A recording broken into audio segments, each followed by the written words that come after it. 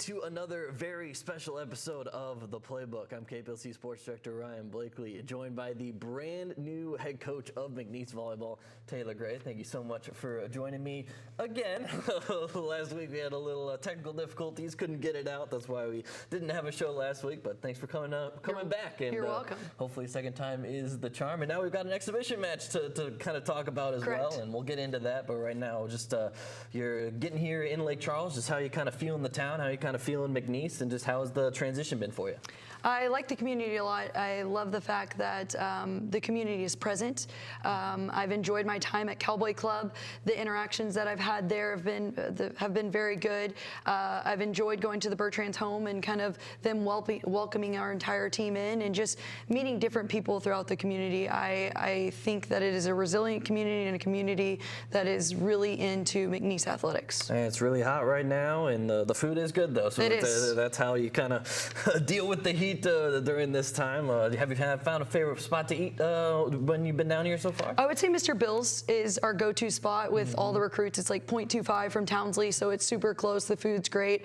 And Sam Houston and my team ate there just the other night after the exhibition match, so they did great. So shout out Mr. Bill's. There you go. And obviously you now have an exhibition match under your belt, but just how is this team looking early on? What do you like? What are you kind of hoping to kind of gain in this couple 10 days before you actually get the season started? I love their tenacity. I love how present they are at practice and just their sponge mentality and how they're welcoming a new idea, a new perspective of volleyball.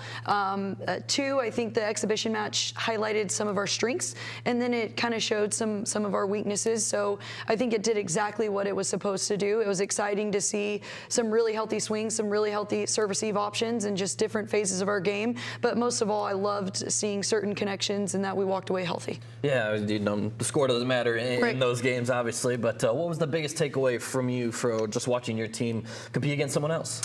I thought composure. It was kept throughout the duration, whether the highs, the lows, whether we were up or whether we were down. I thought in chaotic situations we remained calm, and we've been really focusing on that. I thought Kayla Wilson's performance, she's a fifth-year senior for us, I thought she was very steadfast. I thought she was consistent. I didn't play her the entire time. I wanted to give multiple people opportunities, but I thought she did extremely well. Ava Henry was a highlight for us in the middle. I thought both of our setters played really well. So I think there's multitude of highlights, but as an overall theme, I'd like to see our blocking get better as a whole. Yeah, you got 10 days to kind of get them ready for the start of the season. Just what's one thing that you kind of want to see more of going into this prep period before the year? I would say just stay focused on the intentionality of each process for each skill. I think that's really important. With us having our third week of preseason going into, you can start to focus on different things, just staying present, really honing in on our process. I'd like to see our fluidity of our offense increase a little bit, and like I mentioned a while ago, just the blocking schemes and just doing a little bit better job of positive block touches and terminal blocking. A lot of cool storylines coming out of that exhibition game, with it being Sam Houston, where you last played and coached, and your mother obviously on the other side as well. Just what was that kind of emotional for you, bringing them to Lake Charles and kind of you being in that head coaching role? Right. I think it's just always great to play a great opponent. You know that the quality that they are going to put forth on that floor, so you know you're going to get better.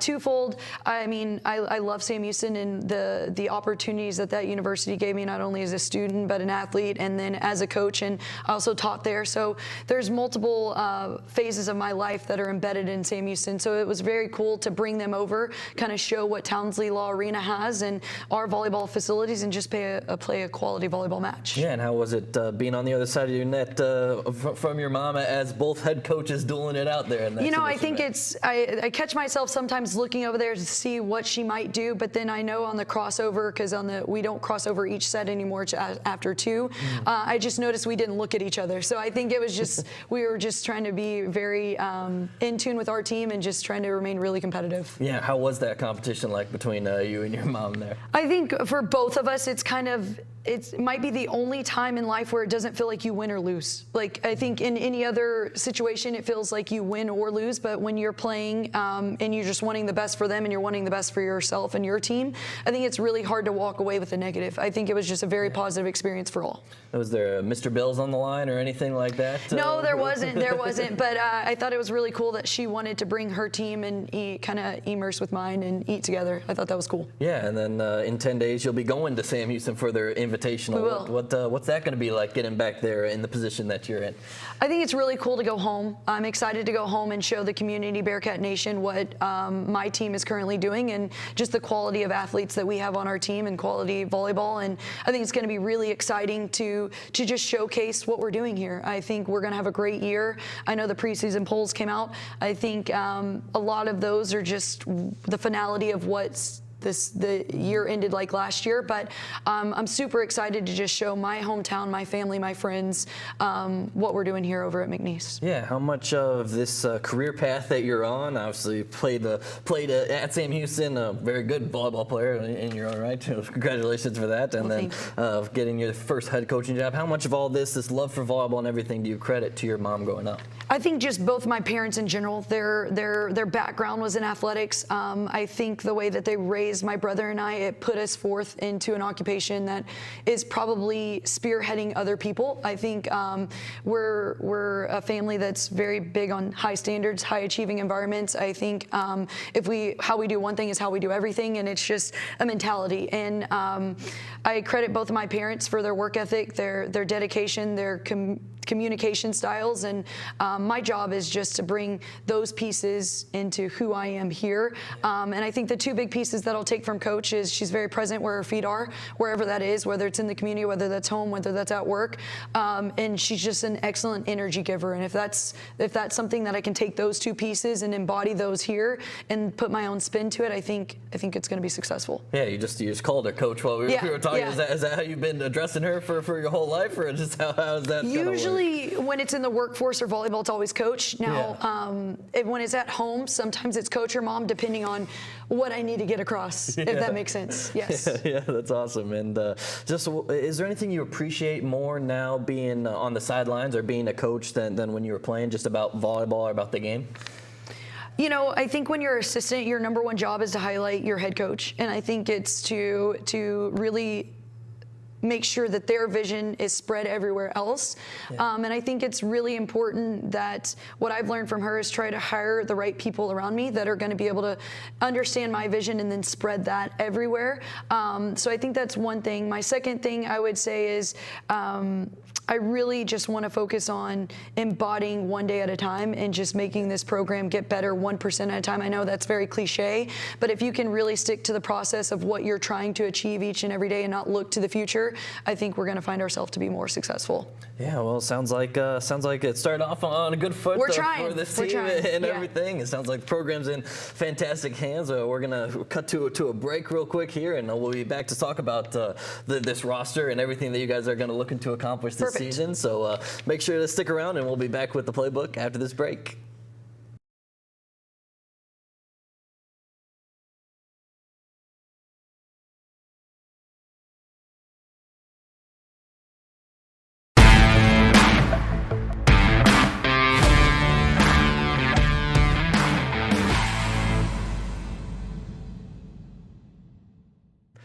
Hello and welcome into another very special episode of The Playbook. I'm KPLC Sports Director Ryan Blakely, joined by the brand new head coach of McNeese Volleyball, Tayler Gray. Thank you so much for joining me again.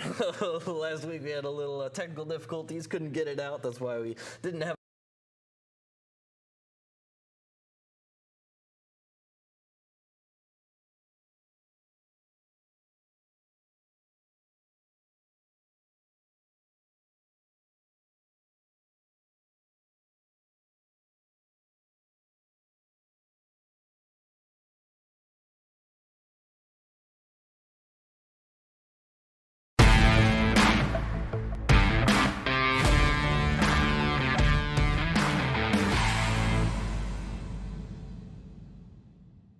weird because we didn't have a commercial break last time.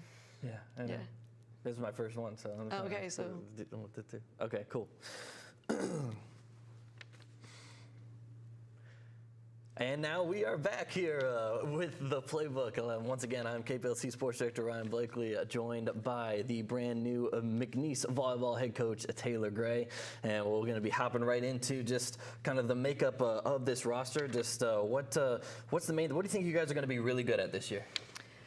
Really good at, I would think, just court presence. I think we have great leadership in terms of we don't get too high, we don't get too low, we're remaining consistent as a whole.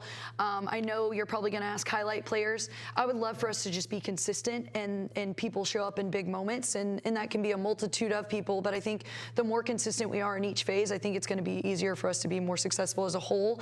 But I would like to say that our cohesiveness, our consistency on the floor, but two, we're going to play with a lot of energy at the same time. I want us to be an exciting group. Defensively, I think our defense will probably always be slightly ahead of our offense because that's something that just is innately easier in my mind, defense, than it is offense. But I would like to see us, again, become one of those teams that is in the top 3 of each category in the Southland Conference: blocking, assists, attacking, serve, receive, and all of those categories. Be good at everything. Yeah, that would be the goal. Yeah, consistency is where you're going to win volleyball games. Yeah, and you said I was going to ask about the highlight players. I am going to ask a little bit, just so we can get some names out there people get excited about. Just who stood out to you on Friday, or just in this kind of this prep going into the year? Right. I think if we're looking at statistical categories, I think Kayla Wilson really stood out. She didn't play every set. I really tried to mix in the rotations, but I thought she handled herself very well offensively. Same thing in a statistic category. I thought Ava Henry, our middle, she did a very good job in the statistical category. But if you're looking for energy and just communication, I think that's Bailey Folks. I think if we're looking at just totality of leadership, it's both of our setters. They do a great job, Corinne and Megan. And so I think every positional pod is doing their job. But what I love about my team currently, there's not one person leading. Everyone's taking charge in different aspects of the game. And I think that really lightens the load for everyone around them. Yeah, it's your first year here as a head coach. Just what about that transition has challenged you the most so far? You know, I have to credit Coach a lot. I felt extremely prepared for this position. It was more excitement than nerves.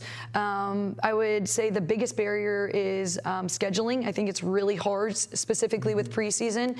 I know a lot of nearby universities want to go out of state during preseason, and it's like, hey, we have everything we need right now. Let's try to stay local. But I think scheduling was the hardest part. I think our first 5 contests are going to be really challenging. We play Miami of Ohio, Cal State, Fullerton, Sam Houston. Then we open up at ULL on the 1st, and then we turn around and go to Rice, and then we play Illinois. So that's 6. But I think that's going to be a huge test for our program. Yeah, and what are you hoping the identity of this team is going in, with it being your first year here, kind of trying to figure out what your kind of coaching kind of leads to that, and just like what's the culture around this team right now? I think Rennie said it best today: accepting hard things. Like, we're going to accept whatever comes in front of us. We're going to work together as one to get through, whether it's success or barriers. But the one thing that we're going to do is just continually grow. And I think that stems from how well they're meshing on and off the floor. I think that stems from our immediate staff, our support staff. There's just a really healthy energy around us, and it's our job as a staff and a support staff to keep that energy. We're still kind of in the honeymoon phase because there hasn't been a win or a loss attached to anything, but we can't let those intangible characteristics fall to the wayside when there are wins and losses, because at the end of the day, preseason is just to set ourselves at the best footing of conference, and that's exactly what we're going to use it for. Yeah, and just you talk about the honeymoon phase. How much of the season are you kind of preparing to be like kind of figuring things out, or kind of going through roster changes and everything? Right. And how much? When do you want to be playing your best volleyball, I guess? I think that's always, you want to have a really healthy rotation at the start of conference, but you want to be playing your best volleyball that latter half of, because we want to position ourselves to have a really good standing in the conference tournament, and we want to be in that conference tournament championship match, and they know that those aren't lofty goals; they're all attainable. Yeah, and that's obviously going to be a quick turnaround for your first year. Just have you kind of dealt with those expectations? I guess you're putting those on yourself, right. But just how you kind of tackling the season in that sense.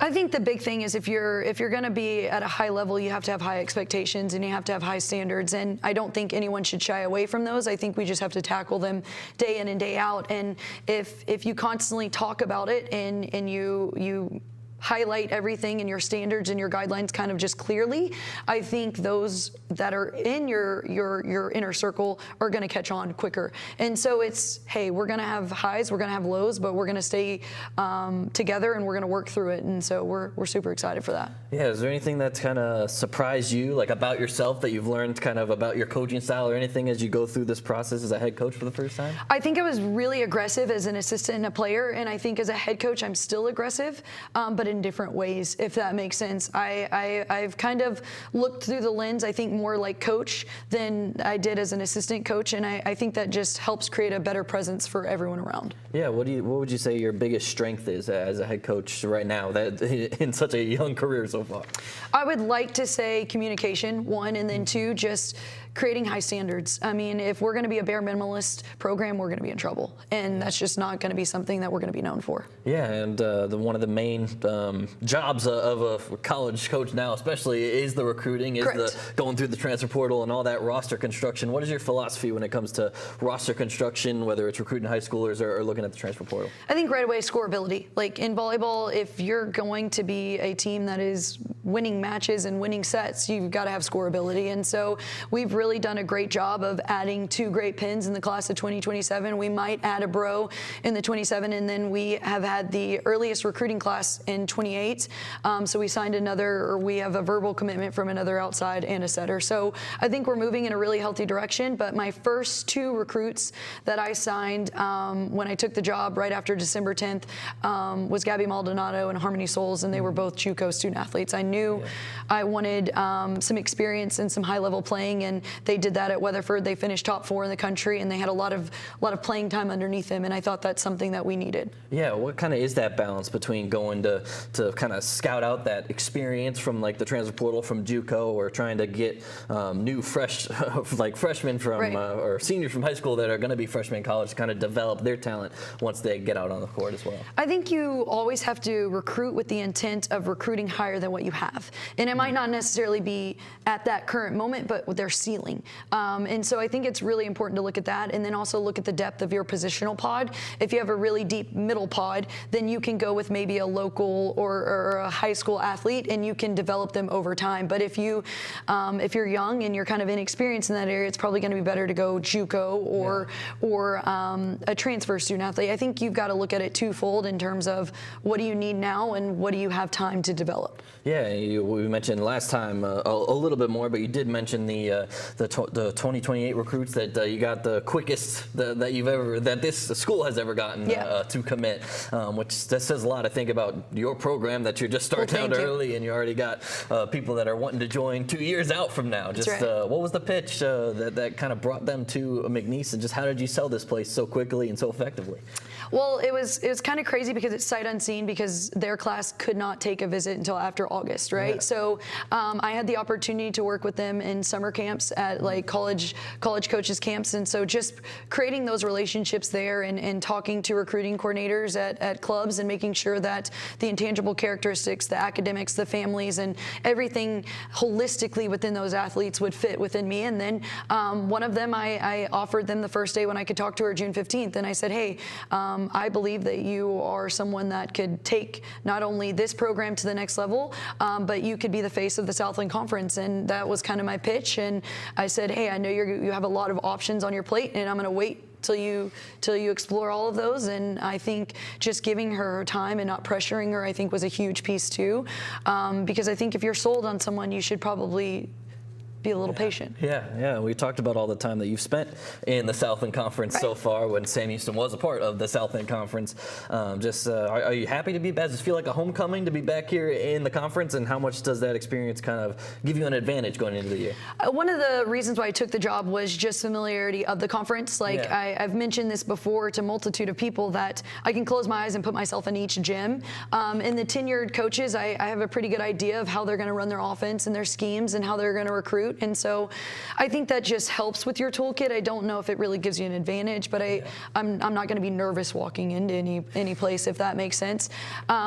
So I'm definitely excited about that. And I think we're going to do really good things. Yeah. What should someone that's kind of thinking about maybe checking out volleyball, what's exciting about this year for you? Well, what is this team going to look like out on the court? I think we're going to be very skilled. I think we're going to play with a lot of energy, and I think if you like a fast-paced game that is aggressive and in seeing two healthy teams go at it, why not? I think I don't think there's going to be any lopsided matches. I think it's going to be a very competitive league, and I'm excited for that. Awesome. What's been your favorite part so far about being the head coach of McNeese volleyball? My team. I would say my team and my support staff. I mean, Miss Bridget does a great job. Miss Dana, we just got her back. She's excellent. My support staff from Megan to Miss Sandy to everyone in between. I think they just really care for McNeese athletics, and you can tell it's genuine. But my athletes made this transition extremely easy for me, and I'm thankful for them. Well, we've got a bunch of awesome new coaches and young coaches. Southern Conference Coach of the Year is not something that this place is a stranger to. Okay. So let's hope you're hoisting that award come the end of the year. I would rather Team of the Year, championship over myself. Well, so I think it's been exactly 20 years since this place has won a championship in volleyball. So. Well, it's time to turn that around. It's time to get to the top. So, good luck with all of that. Thank you very much. Again, thank you so much for coming on a second time. That's right. Maybe a third time if this one doesn't work out. Hopefully. We'll see. And then once you guys win the championship, we'll have you back as well.